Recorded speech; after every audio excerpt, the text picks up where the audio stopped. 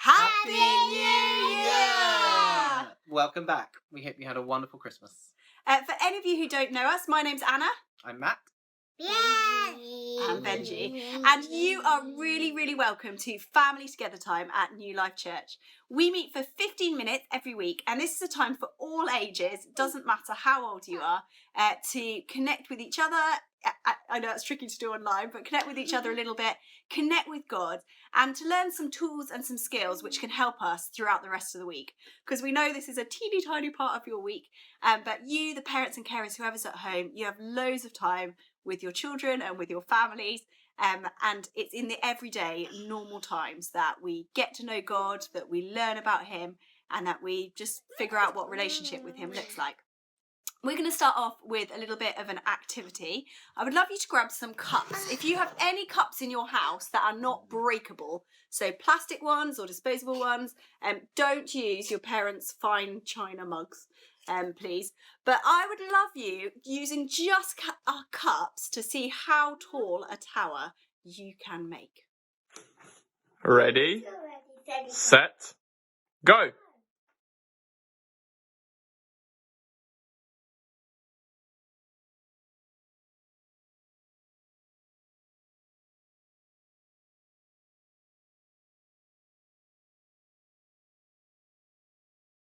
Quick, another one on top.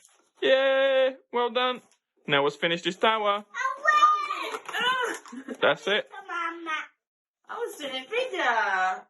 Mommy's winning. Sorry, I meant Noah is winning. Sorry, Mummy, too late for you. We would love to know if you managed to make a tower as tall as somebody in your family. Send us a picture. We're going to have some worship now. We're going to sing a song called All Through History.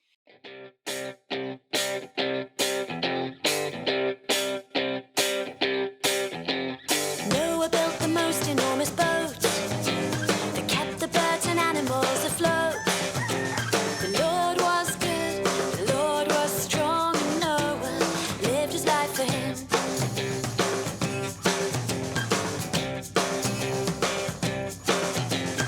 Moses led his people through the sea, taking them away from slavery. The Lord was good, the Lord was strong, and Moses lived his life for him. Oh, thank you, that all through history you were faithful. Thank you, that you are just the same when it comes to me. When it comes to me.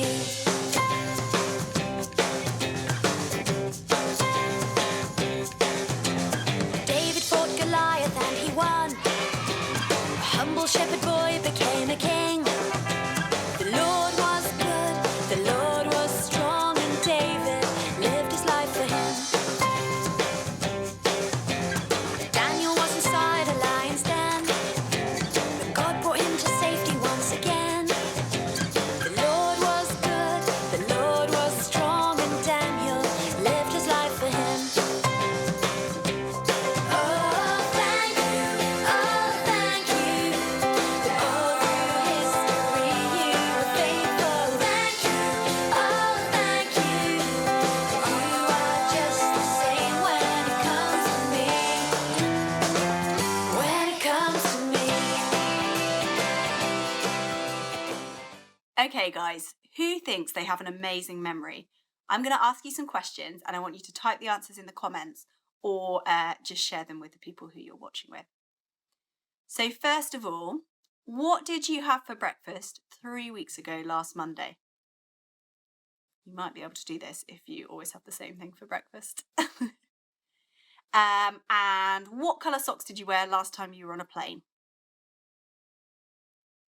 Those are kind of silly questions, weren't they? Unless you always have the same thing for breakfast or always wear the same colour socks, you probably didn't remember them. But I don't know about you, I find that I forget a lot of things.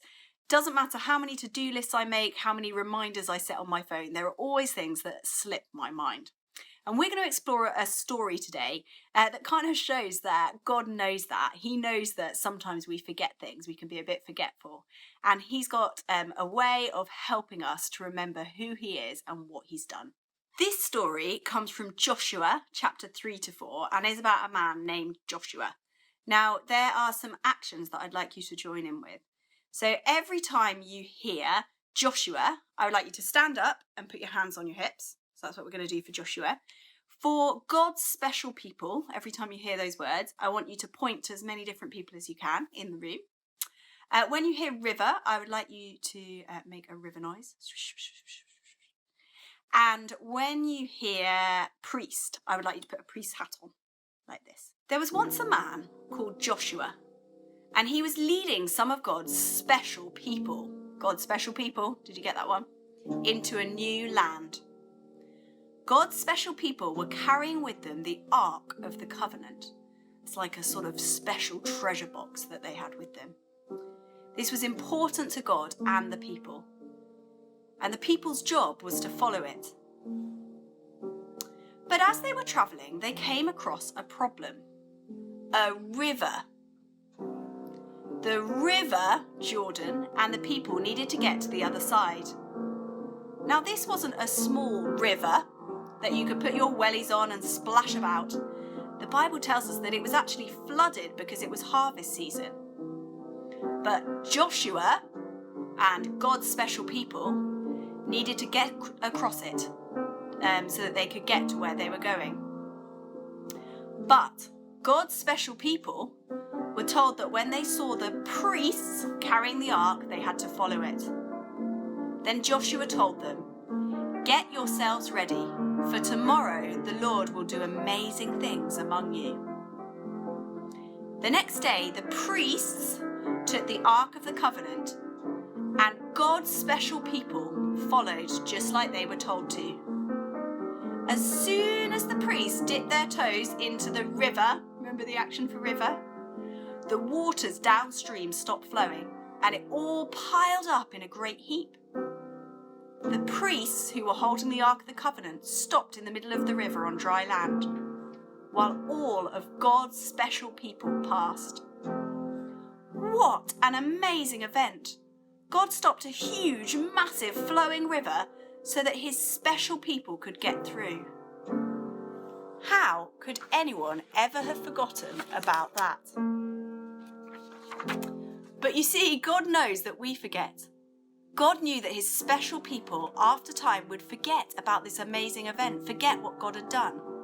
So he had a plan. God told Joshua to build a memorial. Joshua followed God's instructions, and he got 12 men, one from each tribe, to get 12 stones from the middle of the Jordan from where the priests were standing. The men then had to carry these with them all day until they got to the place where they were camping that night. These 12 stones were to help God's special people remember what God had done for them. So every time they saw them, they'd be reminded of what happened. But it was also more than that. It was a way to tell the story of what God had done. And actually, in 2 places in chapter 4, it reminds parents to tell the stories of what God has done to their children. And I really hope in your family discussion time a little bit later, you'll be able to do that. Tell your children, tell the other people in your family what God has done. Could be tiny little things, could be massive things. Could be the story of how you became a Christian. Could be a little something that God did that made you smile this week. But let's share those stories and let's say what God has been doing. When we share stories, it's kind of like making our own memorial as we remember what God did for us. And it's really powerful. We're saying this is who God is and this is what he's done. It encourages the people hearing it, and it gives something to encourage us and to stand on as we look towards the future as well. So we're going to have a little bit of time now chatting to God and just reflecting on those. I would love you if you have in your kitchen cupboard or cabinet somewhere a piece of foil to go and grab that now. I'm just going to go and get one. Right, so I've gone and got my piece of foil now. Sorry if you hear it rustling a little bit. I hope that's something that you have in your house. If you don't worry, you can do all of this without it. We're just going to be chatting to God and catching from him, receiving from him. And you can do that anytime, anywhere. You don't need the foil. It's just a little visual aid to help us today. So as we talked about last year, just find somewhere comfy, sit down, lie down, where you're not going to get distracted. You might want to close your eyes, and you can chat to God just in your head. You can whisper into your hands or into a cushion or a pillow, or you can write stuff down if you want to have something to look back on and remember. So what I'd like you to do first is to take your piece of foil and find the shiny side. There should be a shiny side and a dull side. Look into that shiny side and thank God for all the things in 2020 that were shiny and happy and good.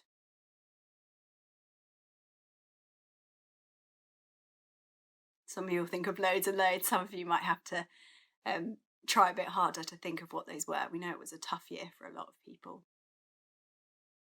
And then stick with that shiny side and look at your reflection in the tin foil. Can you see yourself a little bit? Or you can look in a mirror if you've got a mirror nearby. And just ask God what his favourite thing about you is. Just wait for a moment, see if he pops an idea, a thought, a feeling, a picture, a Bible verse into your mind. Okay, next thing, I'd like you to screw your foil into a loose ball, not too tight because you're going to use it for something else in a minute. So screw it up a little bit. I'd like you now to think about people who find life tough. People who are ill, people who are tired, people who are lonely and afraid.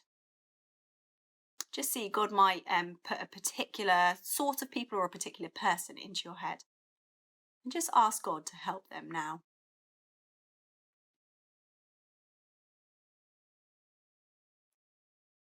Okay, now can you smooth your foil back out? This is the tricky bit where you find out if you did it a bit too tight.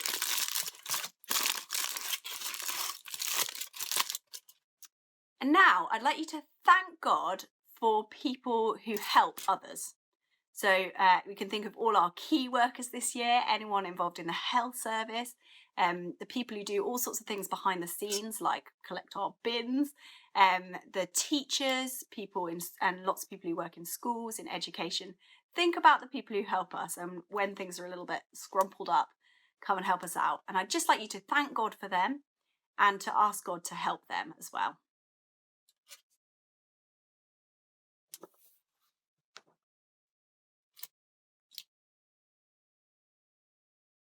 And finally, your last little activity, I'd love you to take the piece of foil and mould it into well, unless you're very skilled with moulding foil. Mould it into, it could be an initial that you do it into, like the first letter of someone's name, of someone that you want to pray for, or you can try and make it into something that you want to pray for. I know it's a bit tricky with foil, but have a go. Just whatever comes into your mind you feel like God would like you to pray for. So it might be a person, it might be a thing, it might be an activity. Just mould your piece of foil and put it somewhere where you can remember. Because we don't just chat and catch to God on a Sunday morning. We want to be doing this throughout the week. So stick it on your bedside table or somewhere else. And if it gets screwed up and squashed, it doesn't matter. It's just some foil. So we've done a lot of looking back. We're just going to take a moment now and look forward into 2021. We've thought a lot about 2020 and go back to that story with Joshua and the Israelites. The Israelites were travelling through the desert as the Lord had delivered them from the slavery of the Egyptians, and they were going towards the promised land. They were really excited about what was coming up next.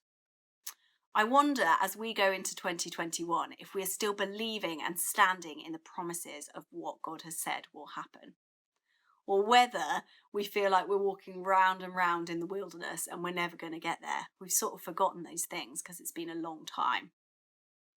You know, it was like that for the Israelites sometimes too. There were times where they didn't believe the promise. They forgot what God had said, or it had just been so long that they felt like, look, surely this isn't going to happen.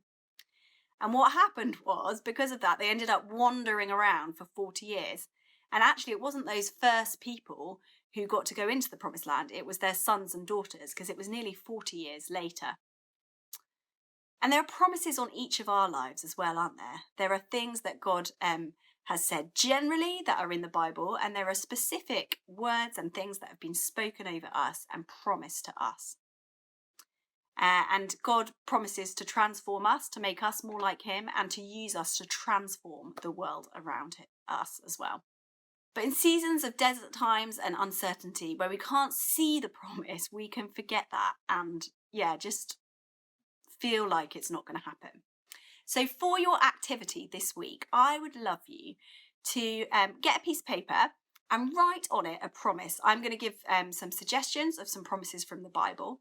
But if you've got something specific, like God has given you a word or a picture, someone else gave it to you about something that's going to happen in your life that hasn't happened yet, I would love you to write or draw that. And I would like you to put it somewhere where you can stand on it, literally. So I think what I'm going to do is write or draw it and put it underneath our doormat. So no one else needs to know it's there. But every time I get my shoes on and I step out, I'm going to step on that promise and just say in my head, yes, God, I believe that's true. I claim that. I say yes to that for me. If you don't have a doormat, you could maybe write it on some sticky labels and pop it in your shoes, or be creative.